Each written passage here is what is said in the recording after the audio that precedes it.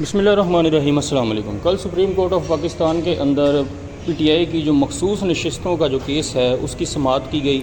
اس سماعت کے دوران جسٹس قاضی فائز عیسیٰ صاحب نے ایک بڑا عجیب قسم کا کام کیا، جس کو آپ غور کریں گے تو آپ کو بھی بڑا عجیب لگے گا اور آپ کو لگے گا کہ قاضی فائز عیسیٰ صاحب جو ہیں وہ ون سائیڈڈ میچ کھیل رہے ہیں۔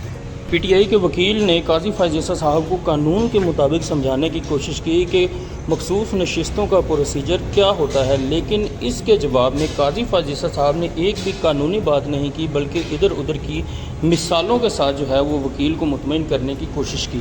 آپ اس ویڈیو کو دیکھیے اور ویڈیو کے اندر جو آپ اس چیز کو نوٹس کریں تو کمنٹ میں ضرور بتائیے گا، اور دیکھیں کہ قاضی فائز عیسیٰ صاحب کس طرح سے جو ہے وہ ون سائیڈڈ میچ کھیل رہے ہیں۔ کہ یہ جو ریزرو سیٹس کا پروسیس ہے یہ الیکشن سے پہلے ہونا ہے یا you can not have to separate process? کیا ان کو یہ کہیں نہیں، ان کو 62 اور 63 کے ٹیسٹ سے گزرنا نہیں ہوگا؟ گزرنا ہے، لیکن یہ نہیں ہے کہ یہ الیکشن سے پہلے ہوگا، کیونکہ ریزرو سیٹس کا الیکشن کے بعد ہوتا ہے۔ مگر وہ 104 میں تو پہلے سے دینا ہے نا؟ نہیں ہے، There is a provision نہیں for ہے filing the list of nominations. Sir, not before the election, یہ کوئی کنڈیشن نہیں۔ دیکھیے یہ تو ہمیں سب کو پتہ ہے، جب ایک دن نامینیشن پیپر فائل ہوتا ہے پھر دوسری تاریخ رکھی جاتی ہے آبجیکشنز پہ، پھر اس پہ اپیلوں کا وقت ہوتا ہے، تو یہ سارا پروسیس تو گزر گیا ہے۔ ٹھہر جائیے نا، اب آئین میں لکھا ہوا ہے 25 سال ایم این اے کی ہونا چاہیے۔ جی اگر کوئی 20 سالہ لڑکی فائل کر دے تو وہ ہو جائے گی الیکٹ؟ نہیں، تو وہ ٹھہر جائیے نا، اب آپ جی تحمل سن لیں نا سوال کو۔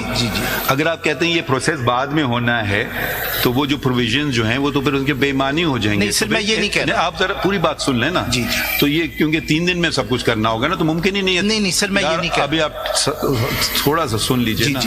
اس کا مطلب ہے کہ سار چھان بین کینڈیڈیٹس کی ہو چکی ہے، اسی لیے نامینیشن پیپر انہوں نے جمع کیے۔ ہمارے پاس بہت سارے کیسز آئے تھے پولیٹیکل پارٹیز میں آپس میں بھی۔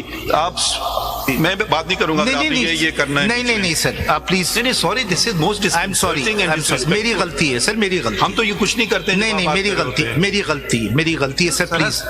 آپ سینئر وکیل ہیں، تحمل سے۔ نہیں، آئی ایم سوری سر۔ جی آپ پلیز۔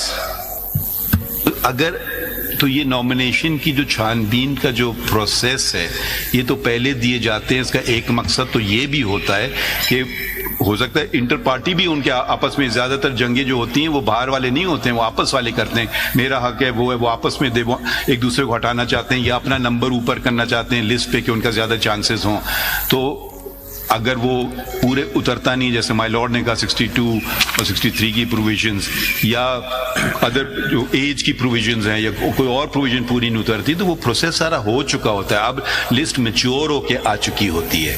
تو وہ آپ کا کہنا کہ وہ میننگ لیس ہے، تو پھر اس کا مطلب ہے کہ باقی جو کینڈیڈیٹس ہیں جو الیکشن لڑتے ہیں وہ تو ایک بہت ریگرس پروسیس سے گزریں گے، نامینیشن پیپر بھی فائل کریں گے، اس کی ساری چیزیں پوری کرنا بھی ہوں گی، مگر جو خواتین ہیں اور نان مسلم کینڈیڈیٹس ہیں ان کو یہ ریگرس پروسیس گزرنے کی ضرورت ہی نہیں ہے۔ سر میں یہ نہیں کہہ رہا۔ نہیں، اس کا نتیجہ یہ نکلے گا۔ نہیں، میں یہ نہیں کہہ رہا۔ میں یہ کہہ رہا ہوں کہ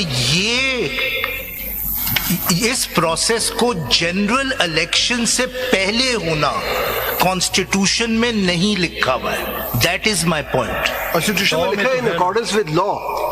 اب میں اس پہ بھی آتا ہوں، پہلے میں اس پہ ویدر الیکشن ایکٹ نہیں لکھا ہوا ہے، اس پہ بھی نہیں لکھا ہوا ہے۔ جی